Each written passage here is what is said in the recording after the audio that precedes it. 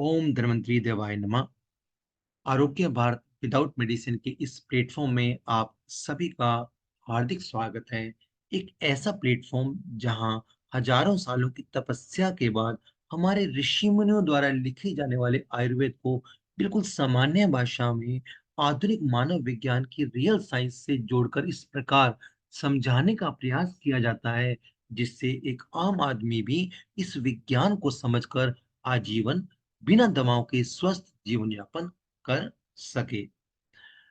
इस प्लेटफॉर्म के निर्माण के लिए हम सबसे पहले धन्यवाद करेंगे धन्वंतरी भगवान का, जिनकी कृपा से इस प्लेटफॉर्म की नींव रखी गई है। विशेष धन्यवाद देंगे हम गायत्री माता का, गौ माता का, गोपाल जी का और रियल आयुर्वेद मंच का, जिनकी विशेष कृपा और सहयोग हमारे साथ हमेशा बना रहता है। अपनी पिछली कुछ कक्षाओं में हमने जानने का प्रयास किया कि अपनी प्रकृति का निर्धारण किस प्रकार किया जाता है, रसों का ज्ञान हमारे लिए क्यों जरूरी है। हालांकि इसमें अभी हमने मधुर रस पर चर्चा की है, बाकी रसों पर चर्चा हम आने वाली कुछ कक्षाओं में करने वाले हैं। शरीर में दर्द किस प्रकार होता है और दर्दों का कारण क्या है, समाधान क्या है, इन सभी पर भी चर्चा हमने पिछली कक्षाओं में की है। साथ ही हमने अपनी कुछ कक्षाओं में जाना कि क्या दवा मुक्त जीवन संभव है, अर्थात शरीर में ऐसे कौन से डॉक्टर हैं जो वास्तव में हमें आजीवन दवा मुक्त जीवन करने में हेल्प करते हैं। एक विशेष वीडियो में हमने जानने का प्रयास किया कि क्या वास्तव में बीपी कोई बीमारी है, बीपी हमारे शरीर में किस कारण होता है, उसका समाधान क्या किया जा सकता है, और यदि हम केवल अंग्रेजी दवाओं से उसे दबाएं तो आने वाले समय में कौन कौन सी समस्याएं हमारे सामने खड़ी हो सकती हैं। और अपनी रिसेंटली क्लास में हमने जानने का प्रयास किया कि कार्डियक अरेस्ट क्या होता है, कार्डियक अरेस्ट के पीछे का बेसिक रीजन, बेसिक साइंस क्या है, और ऐसा क्या करें कि जिंदगी भर हम इस समस्या से बच सकें। आज जिस हम टॉपिक को लेकर चल रहे हैं उसका नाम है खांसी, दमा, अस्थमा, टीबी, लंग्स कैंसर। आप इसे कोई भी नाम दे सकते हैं। इसके पीछे विशेष कारण यह है कि इन सभी का मूल कारण एक ही है। इसे इसलिए हम इसे अलग अलग प्रकार से अध्ययन न करके एक ही स्टेप में पढ़ने का प्रयास करेंगे। आज की कक्षाओं में हम जानेंगे फर्स्ट ऑफ ऑल जुकाम, नज़ला, खांसी, दमा, अस्थमा आदि क्या होता है, और आयुर्वेद के अनुसार इसके होने के पीछे का असली विज्ञान क्या है। हमारी कौन सी गलतियों के कारण हमें अक्सर इन बीमारियां घेर लेती हैं। ये सभी बीमारियां क्या वास्तव में अलग अलग हैं, या सभी का मूल कारण एक ही है। इन सभी को अंग्रेजी दवाओं से इनिशियल लेवल में दबा देना कहाँ तक उचित है। क्या घरेलू कोई नुस्खे ऐसे हैं कि हम इसे ठीक कर सकते हैं। कहीं ऐसा तो नहीं है कि घरेलू नुस्खे भी हमें कहीं ना कहीं कोई और बीमारी खड़ा कर रहे हैं। और साथ ही हम इस वीडियो में जानने का प्रयास करेंगे कि आयुर्वेद के अनुसार इन सभी बीमारियों से आजीवन मुक्त रहने के लिए हमारा आहार विहार दिनचर्या किस प्रकार होनी चाहिए, ताकि हम आजीवन दवा मुक्त अपना जीवन व्यक्त कर सकें, जो कि हमारे प्लेटफॉर्म का मुख्य उद्देश्य है। जैसा कि हम जानते हैं कि मानव का निर्धारण पंच तत्वों से हुआ है, अर्थात अग्नि, आकाश, पृथ्वी, वायु, जल। इनमें से आयुर्वेद की संहिताओं के अनुसार यदि कोई दो तत्वों की प्रधानता हमारे शरीर में अधिक होती है तो उन दो तत्वों की प्रधानता के आधार पर ही शरीर की प्रकृति का निर्धारण किया जाता है। फॉर एग्जाम्पल, यदि शरीर में आकाश और वायु तत्व अधिक मात्रा में पाए जाते हैं तो इसका अर्थ यह हुआ कि शरीर हमारा वात प्रकृति का दुबला पतला ही होगा। परंतु इसका अर्थ यह नहीं है कि शरीर में पृथ्वी तत्व, पानी तत्व और अग्नि तत्व नहीं होगा। यह तीनों तत्व भी हमारे शरीर में अवश्य उपलब्ध होंगे, परंतु इनकी मात्रा बाकी दो तत्वों की मात्रा के आधार पर के अनुसार कम ही पाई जाएंगी। इसी प्रकार यदि हमारा शरीर कफ प्रवृत्ति का है तो इसका अर्थ यह है कि शरीर में पानी और पृथ्वी तत्व अधिक मात्रा में पाए जाते हैं। तो इसका अर्थ यह बिल्कुल नहीं है कि अग्नि आकाश वायु नहीं होंगे। अग्नि आकाश वायु भी होंगे, परंतु उनकी मात्रा शरीर में कम पाई जाएगी। प्रकृति की सबसे सुंदर संरचना यह है, सुंदर बात यह है कि एक बार माता के गर्भ में जिस प्रकृति का निर्धारण हो जाता है, इसमें किसी भी प्रकार का आजीवन परिवर्तन नहीं होता। इसलिए आयुर्वेद कहता है कि सबसे पहले इंसान को अपनी प्रकृति को जानना जरूरी है। और यदि यह इंसान बचपन में ही अपनी प्रकृति को जान जाए और प्रकृति के अनुसार आजीवन आहार विहार दिनचर्या का पालन करता रहे, तो वह आजीवन बिना दवाओं के स्वस्थ जीवन यापन कर सकता है। परंतु सबसे बड़ी विडंबना यह है कि आज एक इंसान को अपनी प्रकृति तक का ज्ञान नहीं है। आज कोई भी इंसान ना तो अपनी प्रकृति को निर्धारित करना जानता है, अर्थात उसे ज्ञान ही नहीं है कि मैं अपनी प्रकृति किस प्रकार पता लगाऊं। दूसरा, हमें देश और काल का किसी प्रकार का कोई ज्ञान नहीं है। आयुर्वेद में एक बहुत बड़ी साइंस बताई गई थी कि यदि हम अपनी देश की प्रकृति के अकॉर्डिंग अपना आहार विहार दिनचर्या करते हैं, तो हम आजीवन स्वस्थ जीवन यापन कर सकते हैं। फॉर एग्जाम्पल, यदि हम राजस्थान जैसे शुष्क देश में रहते हैं और ऐसी अवस्था में हम जानते हैं कि वहाँ के वातावरण, वहाँ का क्लाइमेट जो है शुष्क और गर्म है, और यदि हम ऐसे क्लाइमेट में रहते हुए अपने भोजन में शुष्क और गर्म पदार्थों का सेवन अधिक करते हैं, तो नो डाउट बीमार अवश्य होंगे। परंतु राजस्थान जैसे शुष्क और गर्म देश में रहते हुए यदि हम स्निग्ध आहार करने लगे, ठंडा आहार करने लगे, दूध दही का ज्यादा सेवन करने लगे, तो हम आजीवन बिना दवाओं के स्वस्थ जीवन यापन कर सकते हैं। इसी प्रकार यदि हम जम्मू कश्मीर जैसे ठंडे देश में रहते हैं और वहां पर हम जानते हैं कि एनवायरनमेंट ठंडा है, वहां जल तत्व पृथ्वी तत्व की मात्रा अधिक है, कफ प्रवृत्ति की मात्रा अधिक है, और यदि ऐसा होने के बावजूद भी हम वहां दूध दही का सेवन अधिक करने लगते हैं, तो नो डाउट हमारा बीमार होना बहुत स्वाभाविक सी बात है। परंतु यदि वहां रहते हुए हम शुष्क अनाज का सेवन करने लगेंगे, शुष्क दालों का सेवन करने लगेंगे, तो हम अपनी प्रकृति के अकॉर्डिंग अपना निर्धारण कर पाएंगे और आजीवन स्वस्थ जीवन यापन कर पाएंगे। निष्कर्ष यह है कि यदि हम शुष्क देश में रहते हैं तो स्निग्ध आहार होना चाहिए, स्निग्ध देश में रहते हैं तो शुष्क आहार रहना चाहिए, ठंडे देश में रहते हैं तो गर्म आहार होना चाहिए, और गर्म देश में रहते हैं तो ठंडा आहार होना चाहिए। परंतु इस प्रकार की चर्चा आज कहीं नहीं की जाती है। ठीक इसी प्रकार हमें बताया जाता है कि हमारा जो शरीर है वो पंच तत्वों का निर्धारण है, निर्माण किया हुआ है। ऐसी अवस्था में जब भी हम अपना भोजन करते हैं, तो हमें अपनी अग्नि का अवश्य ध्यान रखना चाहिए, अर्थात अपनी जठराग्नि का अवश्य ध्यान रखना चाहिए। यदि हमारे शरीर में भूख है तो हमें खाना चाहिए, परंतु आज मानव की सबसे बड़ी विडंबना यह है कि उसे ज्ञान ही नहीं है कि उसे भूख है या नहीं है, उसकी जठराग्नि प्रज्वलित है या नहीं है। उसकी जठराग्नि नहीं प्रज्वलित है, उसे भूख नहीं है, परंतु समय को देखकर वो अपने खाना पीना प्रारंभ कर देता है। उसे लगता है कि समय हो गया है तो मुझे खाना खा लेना चाहिए, अब ऑफिस का समय मुझे खाना खा लेना चाहिए, अब सोने का समय मुझे खाना खा लेना चाहिए, भले ही भूख हो या ना हो। यह बीमारियों की सबसे बड़ी जड़ मानी गई है। उसे ज्ञान नहीं है कि मुझे कितना पानी पीना है, उसे ज्ञान नहीं है कि मैं किस प्रकार से अपने आप को स्वस्थ रख सकता हूँ, मौसम के अकॉर्डिंग मुझे किस प्रकार से खाना खाना चाहिए, ठंडा मौसम है तो मुझे क्या करना चाहिए, गर्म मौसम है तो क्या करना चाहिए। आज सबसे बड़ी विडंबना यह है कि मानव जो है केवल जीभ के आवेश में आकर कभी भी कुछ भी किसी भी प्रकार का खाना खाना प्रारंभ कर देता है। हमने अक्सर अपने युवाओं को देखा है कि ठंड का मौसम है तो भी वो आइसक्रीम खाते हैं, गर्मी का मौसम है तो भी वो कॉफी शॉप में बैठे होते हैं। तो ये कहाँ की समझदारी है, किस प्रकार की समझदारी है। इसके अलावा हम सभी जानते हैं कि विरोधी आहार की कोई लिस्ट हमारे पास अवेलेबल नहीं है।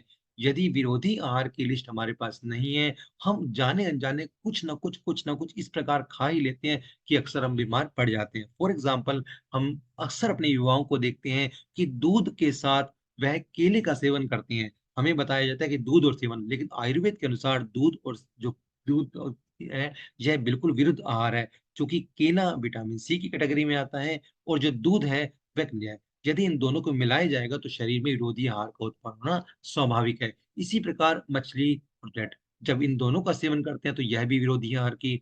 उड़द और दाल और दही, ये दोनों भी विरुद्ध आहार में है। इस प्रकार से बहुत सी लिस्टें हैं। यदि हम शहद और घी का सम मात्रा में सेवन करते हैं तो यह भी विरुद्ध आहार है। तो यदि इस प्रकार की आहार की श्रेणी हमारे पास हो, अर्थात विरुद्ध आहार की श्रेणी हमारे पास अवेलेबल हो कि कौन सी चीजों के साथ कौन सा कॉम्बिनेशन नहीं करना चाहिए, तो शायद हम अपनी बीमारियों से कुछ हद तक विमुक्त हो सकते हैं। परंतु इस प्रकार का ज्ञान भी हमारी किसी किताब में अवेलेबल नहीं है। सबसे बड़ी बड़ी विडंबना यह है कि आज मनुष्य इतना ज्यादा बिजी हो गया है कि उसके पास टाइम ही नहीं है कि वो योग प्राणायाम कर सके। यदि वह योग और प्राणायाम करता रहे, आजीवन अपने आप को बिजी रखे, बॉडी को हमेशा मूवमेंट में रखे, तो उसका शरीर तो उसका शरीर हर प्रकार की बीमारी से लड़ने के लिए सक्षम हो सकता है। परंतु हम जानते हैं कि एआई टेक्नोलॉजी के टाइम में हम इतने ज़्यादा बिज़ी हो चुके हैं कि हमारे पास समझ ही नहीं है घर से बाहर निकलने के लिए। हमारे पास समय ही नहीं है योग प्राणायाम करने के लिए, भागने के लिए, दौड़ने के लिए और अक्सर हम अपने घरों में ही बैठकर अपना काम करने का प्रयास करते हैं। और एक सबसे बड़ा कारण जो अक्सर हमने देखा है कि हम अक्सर किसी न किसी टेंशन में होते हैं, फिर भी हम खाना खाते हैं। हम जानते हैं कि यदि हमें किसी भी प्रकार की टेंशन होती है, किसी भी प्रकार की, तो हमारी जठराग्नि मंद पड़ जाती है। परंतु ऐसी अवस्था में भी यदि हम भोजन करते हैं, तो यह हमारे लिए बीमारियों का काल माना जाता है। और एक सबसे बड़ा कंडीशंस यह होती है कि हमें आयुर्वेद के सिद्धांतों के अनुसार षड्रच सिद्धांतों का का पालन करना चाहिए। अर्थात यदि हम अपने आप को स्वस्थ रखना चाहते हैं, तो हमें लिए ज़रूरी है कि हम अपने खान तत्व में पदार्थ के गुण का अवश्य सेवन करें। अर्थात हमें मधुर, लवण, कसाय, कटु किन पदार्थों का सेवन किस प्रकृति के अकॉर्डिंग होना चाहिए, इस प्रकार का ज्ञान हमारे पास होना चाहिए। परंतु हमारी किसी भी किताब में हमें इस प्रकार का ज्ञान नहीं किया जाता। सबसे बड़ी विडंबना यह है कि हम बचपन से लेकर आज तक मैथ, हिंदी, साइंस, इंग्लिश, सामाजिक फिजियोलॉजी, साइकोलॉजी ये सब पढ़ते हैं, परंतु स्वस्थ कैसे रहना है, दिनचर्या क्या होनी चाहिए, कौन-सा आहार हमें स्वस्थ रह सकता है, इसके बारे में कोई जानकारी हमें बचपन से लेकर आज तक नहीं कराई गई है। बिल्कुल भी। हमें बचपन से लेकर आज तक साइंस कराई तो गई है, लेकिन साइंस में हमें केवल संतुलित आहार के चक्कर में इतना उलझा दिया जाता है कि हम इतने बड़े होने के बावजूद भी नहीं समझ पाते vitamin A, B, C, D, E, के क्या है, मिनरल क्या है, प्रोटीन क्या है, कितना सेवन करना है, उसका कैलकुलेशन कितना करना है। बस संतुलित आहार की थाली में ही फँसे रहते हैं। अपने ना हम देश को देखते हैं, ना ही हम काल को देखते हैं, ना ही बॉडी मूवमेंट को देखते हैं, ना ही अपनी जठराग्नि को देखते हैं, ना ही समय को देखते हैं, ना ही प्रकृति को देखते हैं, ना ही मौसम को देखते हैं। केवल संतुलित आहार के नाम से हम अपने आप को संतुष्ट करने का प्रयास करते हैं, तो ये कहाँ तक समझदारी है? यदि इसी प्रकार की दिनचर्या रहती है, तो समझ लीजिए आपके शरीर में बीमारियाँ अब समय आ चुका है कि वो आपके शरीर को घेरने वाली हैं। आज जिस विषय को लेकर चल रहे हैं, उसमें सबसे बड़ा रोल जो है, वह इस प्रकार के आहार का भी है। यदि हम उपरोक्त जानकारियों से परिचित नहीं हैं और साथ ही साथ हम बहुत अधिक मात्रा में कफ-वर्धक आहारों का सेवन करने लगते हैं, अर्थात बहुत अधिक मात्रा में हम मिठाइयों का सेवन करते हैं, अपने दैनिक जीवन के आहार के अंदर हम बहुत कम फल-फ्रूट का सेवन करते हैं, अननेसेसरी शरीर को नुकसान पहुँचाने वाले ट्राइग्लिसराइड का सेवन अधिक मात्रा में करते हैं, अर्थात बहुत अधिक मात्रा में तली, भुनी चिकनी चिकनाहट वाली चीज़ों का प्रयोग करने लगते हैं और बहुत अधिक मात्रा में दूध, घी, चिकनाहट का सेवन अधिक मात्रा में करते हैं। ठंडी चीज़ों का सेवन मौसम को देखे बिना just like cold drink, ice cream का प्रयोग अधिक मात्रा में करते हैं और शरीर में किसी भी प्रकार की बॉडी मूवमेंट का ध्यान नहीं रखते और अननेसेसरी केवल समय को देखकर हम खाने का प्रयोग करते हैं। आयुर्वेद कहता है, जब तक भूख नहीं है, तब तक हमें खाना नहीं खाना चाहिए।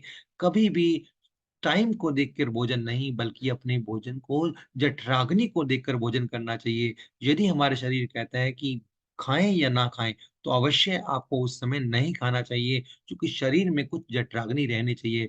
और दूसरा आयुर्वेद हमेशा कहता है कि शरीर में इतना भोजन ग्रहण करना चाहिए कि भूख बनी रहनी चाहिए।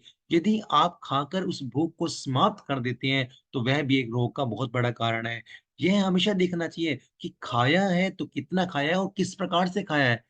फॉर एग्जाम्पल यदि 2 इंसान खाना खाते हैं, दोनों बराबर रोटी खाते हैं, परंतु पहला इंसान धरती पर बैठकर वज्रासन में उसका खाने का सेवन करता है और दूसरा पलंग पर बैठ के खाने का सेवन करता है। पहला एक ही रोटी को 2 बाइट में खत्म कर देता है, दूसरा उसी एक रोटी को 10 मिनट में खत्म करता है। पहले वाला अपने खाने को खाता है, लेकिन इतना चबा-चबा कर चटनी की तरह बनाकर खाता है और दूसरे वाला चटनी को की बनाए बिना उसे बहुत अधिक मात्रा में निगलने का चाय, कॉफ़ी से निगलने का प्रयास करते हैं। तो सोचिए कि दोनों ने समान भोजन खाया है, समान मात्रा में खाया है, तो भी जिस इंसान ने खाने को चबा-चबा कर खाया होगा, धरती पर बैठकर खाया होगा, वज्रासन की अवस्था में खाया होगा, चटनी की तरह खाया होगा और भूख लगने पर खाया होगा, वह हमेशा स्वस्थ रहेगा और जो भूख को केवल समय देकर खाना खाएगा, एक ही समय में बहुत अधिक मात्रा में खाएगा, पेट भर के खाना खाएगा, खाने के साथ बहुत अधिक मात्रा में ठंडे पानी का प्रयोग करेगा, तो वह समान भोजन खाने के बावजूद भी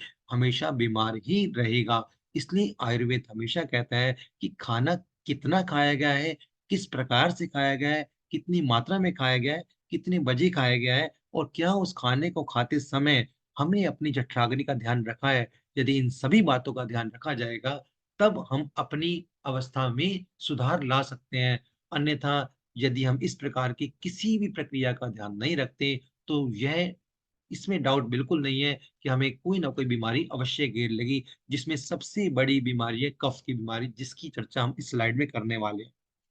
देखिए, जैसा कि हम जानते हैं कि आयुर्वेद का मानना है कि कोई एक बीमारी का एक कारण नहीं, बल्कि शरीर पंच तत्वों से बना हुआ है, इसलिए बहुत सी बीमारियों का कारण एक ही माना जाता है। यदि हम अपने बेस पर काम करें, आधार पर काम करें और आधार को सुधार लें, तो उन सभी बीमारियों पर एक साथ विजय प्राप्त कर सकते हैं। जैसा कि हमने अपने नोट्स में बताया था कि हम आज जिस टॉपिक को लेकर चल रहे हैं, वह है नज़ला, खाँसी, जुकाम।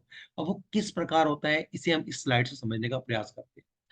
हम जानते हैं कि जब हम खाना खाते हैं तो सबसे पहला खाना हमारी लार में मिक्स होता है। यदि हम पहले स्टेप पे काम करें और खाने को बहुत अधिक मात्रा में चबा-चबा कर बिल्कुल चटनी बना दें, अर्थात दाँतों का काम दाँतों द्वारा कर लिया जाए और उसके बाद यह खाना जठराग्नि में आएगा, स्टमक में आएगा, तो नो डाउट वह खाना किसी भी प्रकार से अपच करने का काम ही नहीं करेगा। परंतु यदि पहले स्टेप पे हम उसको चबाने के बजाय केवल निगलने का प्रयास करते हैं, एक ही समय में अधिक खाना खाने का प्रयास करते हैं, जल्दी-जल्दी में खाने का प्रयास करते हैं, तो हम पहले ही गलती यहाँ करते हैं।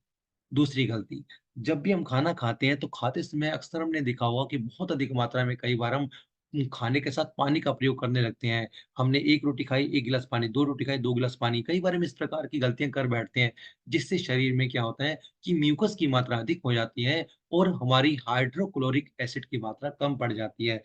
जब म्यूकस की मात्रा अधिक होती है और हाइड्रोक्लोरिक एसिड की मात्रा कम होती है और हम बहुत अधिक मात्रा में शरीर में भोजन ग्रहण कर लेते हैं, ऐसी स्थिति में स्टमक का हिलना-डुलना संभव नहीं हो पाता और स्टमक जब अधिक मात्रा में हिल-डुल नहीं सकता है, तो ऐसी अवस्था में शरीर के अंदर कफ का निर्माण अर्थात हमारे शरीर में, हमारे स्टमक में कफ का निर्माण होने लगता है। जब यह कफ हमारे स्टमक से होते हुए हमारी विलीज़ में एंट्री करती है अर्थात स्मॉल इंटेस्टाइन में एंट्री करती है, तो स्मॉल इंटेस्टाइन के अंदर जो दीवारें होती हैं, वह खाने को एब्ज़ॉर्ब करने लायक नहीं होती, अर्थात वह उस खाने को तब तक ब्लड स्ट्रीम में जाने नहीं देंगी जब तक वह खाना पूरी तरह से नहीं पहुँच जाता। वास्तव में विडंबना यही है कि जैसे ही हम खाने को खाते हैं, यदि वह खाना अपच है, वह खाना भारी है, फॉर एग्ज़ाम्पल हमने मैदे वाला कोई प्रोडक्ट खाया है या हमने कुछ इस प्रकार का अनाज खाया है जो पचने लायक नहीं है, तो हमारा शरीर उसको एब्ज़ॉर्ब नहीं करेगा।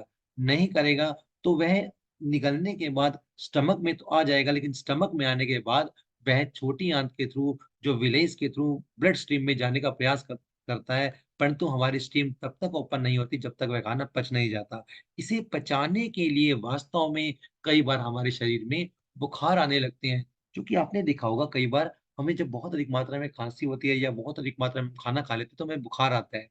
इसके पीछे का कारण भी यही है कि जब हम खाना खाते हैं, तो वह खाना स्टमक में आता है। कई बार स्टमक इतना अधिक मात्रा में हैवी हो जाता है और हमें अपच की समस्या होती है। हम उसको दबाने के लिए कुछ न कुछ गोलियों का प्रयोग करते हैं, चूर्ण का प्रयोग करते हैं, तो वह चूर्ण या गोलियों की सहायता से हमारी स्मॉल इंटेस्टाइन में आ जाता है। जैसे ही हमारी छोटी आँत में आता है, तो छोटी आँत में भी सिपाही लगे रहते हैं, अर्थात विलेज़ लगी रहती हैं। उस विलेज़ के अंदर जो छेद है, जहाँ से हमारा खाना जो है, हमारी ब्लड स्ट्रीम में जाना होता है, वह बंद होता है। वह तभी तक नहीं खुलेगा, जब तक वह खाना बहुत अधिक सूक्ष्म कणों में परिवर्तित नहीं हो जाता है। इससे सूक्ष्म कणों में परिवर्तित करने के लिए ही हमारा शरीर अपनी हीट को बढ़ाता है, जिसे हम अज्ञानतावश बुखार मान लेते हैं। देखिए, सबसे बड़ी विडंबना, हमारा जो भोजन है, नहीं पचने के कारण हमें बुखार आया था, परंतु हमने उस बुखार का कारण न समझकर उसे केवल दवाइयों से ठीक करने का प्रयास किया। यह दवाई किस प्रकार कार्य करती हैं? जिस प्रकार हमने देखा कि हमारे घरों के अंदर प्रेशर कुकर होता है, जिसमें खाने का निर्माण होता है। यदि वह प्रेशर कुकर नीचे से जलाया जाता है तो वह खाना पकता है और जब तक खाना पक नहीं जाता है तब तक वह सीटी ऊपर नहीं आती है। हमारी दवाएँ वास्तव में वही काम करती हैं। शरीर के अंदर जब अपच होता है, खाने का निर्माण होता है, खाना नहीं जाता तो शरीर हीट प्रोड्यूस करता है। इस हीट को हम बुखार बोलते हैं। परंतु यह दवाई क्या काम करती हैं? यह दवाई इस कुकर की सीटी की तरह काम करती हैं। जिस प्रकार से इस कच्चे खाने में से अभी हम सीटी को ऊपर कर देते हैं तो धुआँ बाहर निकल जाता है, अर्थात जितना भी प्रेशर बनाया जाता है वह बाहर चला जाता है और वह उसके बाद जब कुकर खोला जाता है तो उसमें खाना कच्चा होता है। इसी प्रकार से जैसे ही हम इन दवाओं का सेवन कर देते हैं तो जो विलीज़ हमारे परमात्मा के द्वारा बंद कर दी जाती हैं हीट प्रोड्यूस करने के लिए अननेसेसरी वह विलीज़ खुल जाती हैं। जब वह विलीज़ खुल जाती हैं तो वो जो अपच खाना है, वो जो कच्चा खाना है, वो जो गंदा खाना है, वो हमारे ब्लड स्ट्रीम में एंट्री करता है। और जब वो हमारी ब्लड स्ट्रीम में एक बार एंट्री करता है तो हम सभी जानते हैं कि जो साइकिल साइकिल है, जैसे ही वो किसी भी मार्ग से हमारी ब्लड स्ट्रीम में एंट्री करता है, तो वह पूरे शरीर में होते-होते लीवर के द्वारा अंत में हमारे हार्ट तक पहुँच जाता है और हार्ट के बाद हम जानते हैं वह जो ब्लड है वो लंग्स में जाता है। तो जो कच्चा माल हमारा प्रथम अवस्था में हमारे स्टमक में आया था, वह अंत में इस प्रक्रिया के द्वारा लंग्स तक पहुँच जाता है। अब यदि हमारे लंग्स पावरफुल होते हैं, यदि हमारे लंग्स पावरफुल होते हैं, यदि हम एक्सरसाइज़ हमेशा करते हैं, यदि हमारा शरीर मजबूत है, तो वह खाँसी के द्वारा उसे बाहर निकालने का प्रयास करता है।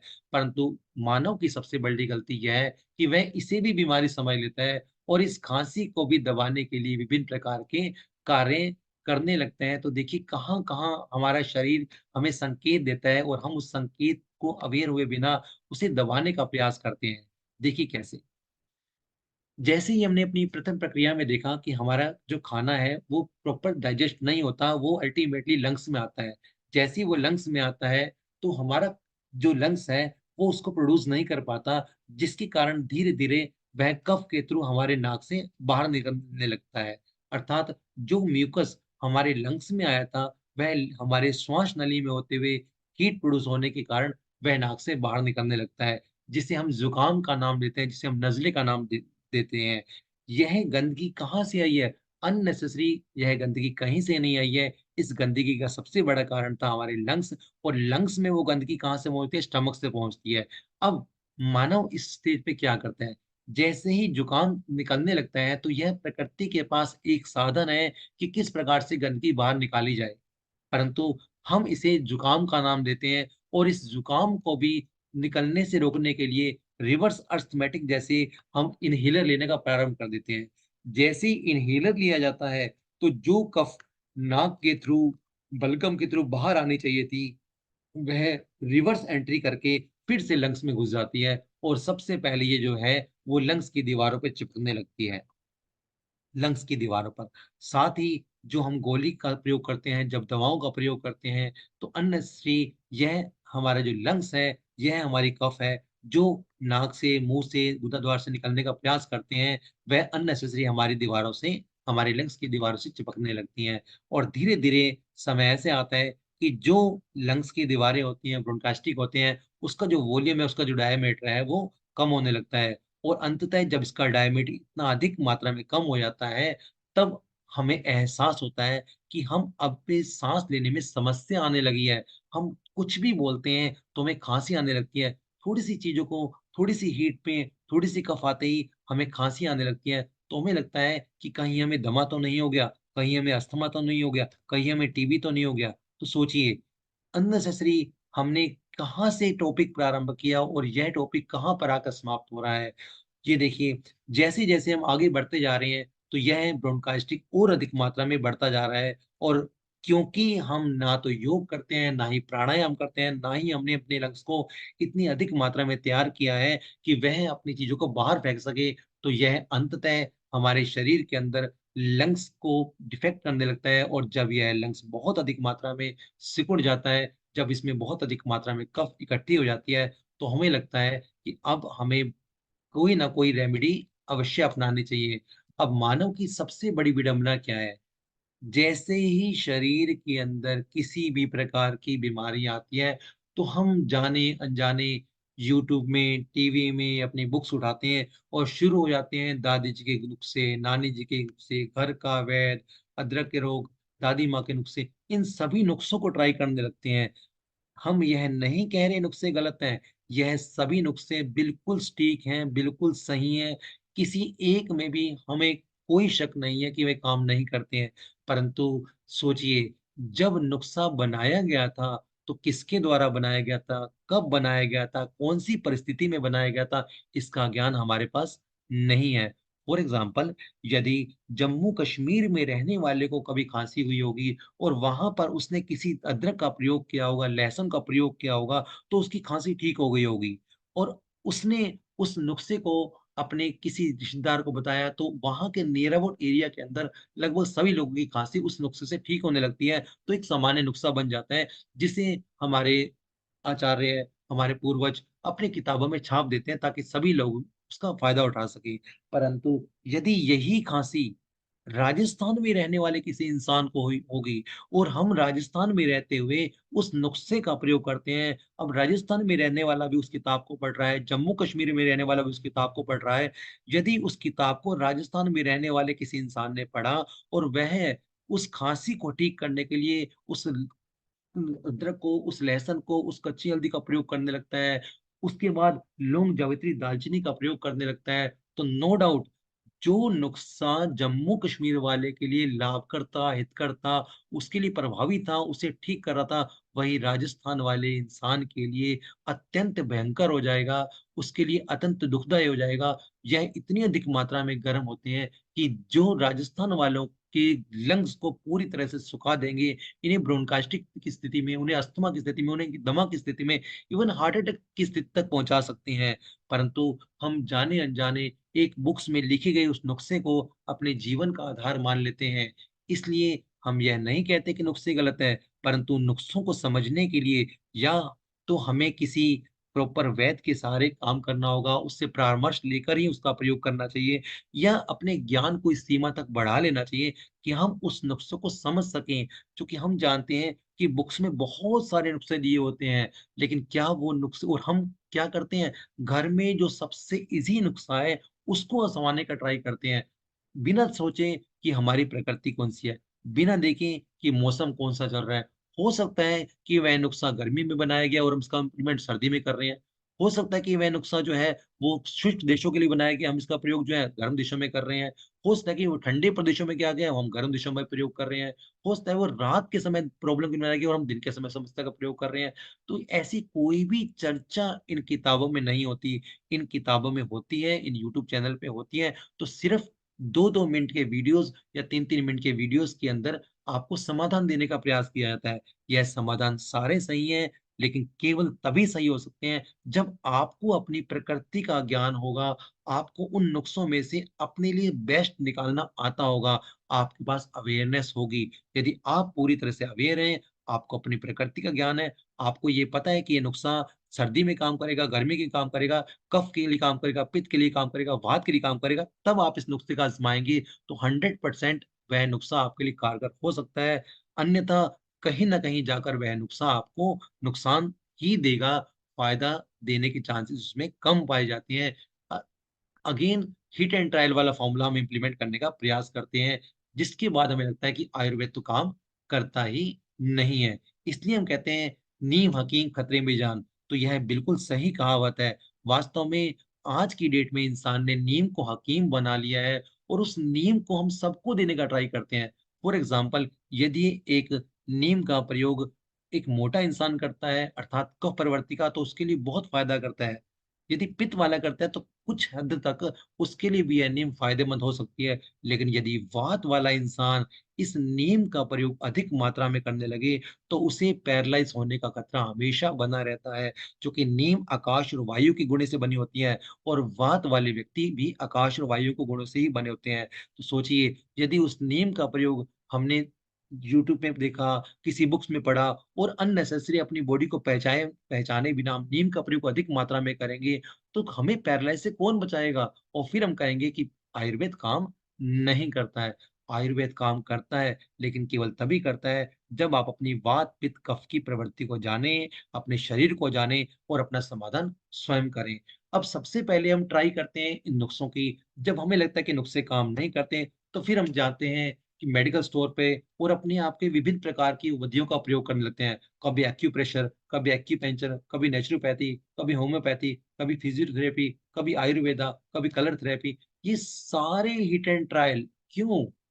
आखिर इतने ज़्यादा हिट एंड ट्रायल क्यों? इतनी पैथीज़ की ज़रूरत ही क्या थी? सिर्फ़ एक कि हमें अज्ञानता थी। यदि हम ज्ञानी होते, तो शायद आज हमें इसमें से किसी भी पैथी की आवश्यकता नहीं होती। यदि हमें अपने शरीर को जानना आता, यदि हम अपने शरीर की प्रकृति को पहचान पाते, तो शायद हमें इन प्रकार की किसी भी मेडिसिन्स की ज़रूरत नहीं होती। अब यदि हम अपनी प्रकृति को जाने बिना उस कफ का समाधान अल्टरनेटली फ़ॉर्मूले से करने का करते हैं और यदि यह समाधान समय पर नहीं कर पाते और हम हिट एंड ट्रायल में लगे रहते हैं और यह हिट एंड ट्रायल 3 वीक्स तक चलता है और हम ठीक नहीं होते, तो आने वाले समय में हमें लंग्स की समस्याएँ आने लगती हैं, ब्रोंकाइटिस की समस्या आने लगती हैं और धीरे-धीरे यह जो लंग्स थी, वो ड्राई होती है, जिसके कारण सीओपीडी के लक्षण हमें नज़र आने लगते हैं और कोविड-19 के लक्षण भी हमें थोड़े-थोड़े यहाँ से नज़र आने लगते हैं। यदि यही कफ 3 से 8 वीक तक ठीक नहीं होता है, तो ऐसी स्थिति में ये जो हमारा छोटा-मोटा खाँसी-जुकाम था, वो अस्थमैटिक कंडीशन में पहुँच जाता है, सीओपीडी कंडीशन में पहुँच जाता है, लंग कैंसर की स्थिति में पहुँच जाता है और यदि यह समस्या 8 हफ्ते से अधिक पाई जाती है, तो कहीं न कहीं यह समस्या हमारे लिए लंग्स कैंसर का कारण बन सकती है, जेएंट का कारण बन सकती है, अस्त डिफरेंट टाइप के वेरिएंट अस्थमा के कारण बन सकती हैं। सोचिए, फाइब्रोसिस का कारण बन सकती हैं, टीबी का कारण बन सकती हैं। तो समस्या क्या थी? सिर्फ़ एक कफ और हम उस कफ का समाधान हिट एंड ट्रायल से करने का प्रयास करते हैं। यदि हम इस कफ का समाधान हिट एंड ट्रायल से करने का प्रयास करेंगे, तो इनमें से किसी भी समस्या में आने के चांस 99.9% आपके लिए होते हैं। जब तक आप किसी चीज़ से अवेयर नहीं होंगे, जब तक आपके पास ज्ञान नहीं होगा, जब तक आपके पास विशिष्ट वैद्य नहीं होगा, जब तक आप स्वयं के डॉक्टर नहीं बनेंगे, तब तक आप इन सभी समस्याओं से हमेशा उलझते रहेंगे। जब लोकल लेवल पर हम उन समस्याओं का समाधान करने में सक्षम नहीं हो पाते, तब हमें ज़रूरत पड़ती है इन सभी डॉक्टर्स की, इन सभी बड़े-बड़े हॉस्पिटल्स की।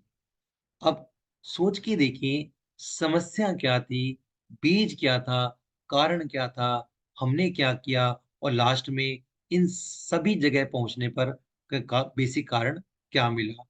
इन सभी बातों को जानने के बाद हमें लगता है कि आज हमें एक प्रश्न पर विचार करना ज़रूरी है कि क्या वास्तव में हमारा देश आज़ाद है? आज़ादी से पहले भी हम गुलाम थे और तब कारण था अज्ञानता और आज़ादी के बाद भी हम गुलाम हैं, कारण वही है अज्ञानता। डिफ़रेंस सिर्फ़ है कि पहले हम अंग्रेज़ों के गुलाम थे और आज हम अंग्रेज़ी दवाओं के गुलाम हैं। तो यदि हमें इस गुलामी के चंगुल से बाहर निकलना है, अपने देश को फिर से विश्व गुरु बनाना है, तो इसके लिए हमें कोई ना कोई सॉल्यूशन ढूँढना होगा। क्या है सॉल्यूशन? बहुत सामान्य सा सॉल्यूशन है। सबसे पहले ज़रूरत है कि हम अपनी प्रकृति को जानें कि हम वात प्रकृति के हैं, कफ प्रवृत्ति के हैं, पित्त प्रवृत्ति के हैं। इसके बाद ज़रूरत है कि आयुर्वेद की दिनचर्या को मानें कि सुबह से लेकर रात तक हमारी दिनचर्या क्या होनी चाहिए, हमें उठना किस प्रकार चाहिए, पानी किस प्रकार पीना चाहिए, खाना किस प्रकार खाना चाहिए, किस प्रकार से नहाना-धोना चाहिए, क्या व्यायाम करना चाहिए, किस प्रकार से भोजन होना चाहिए, किस प्रकार से दिनचर्या होनी चाहिए, किस प्रकार से सोना चाहिए।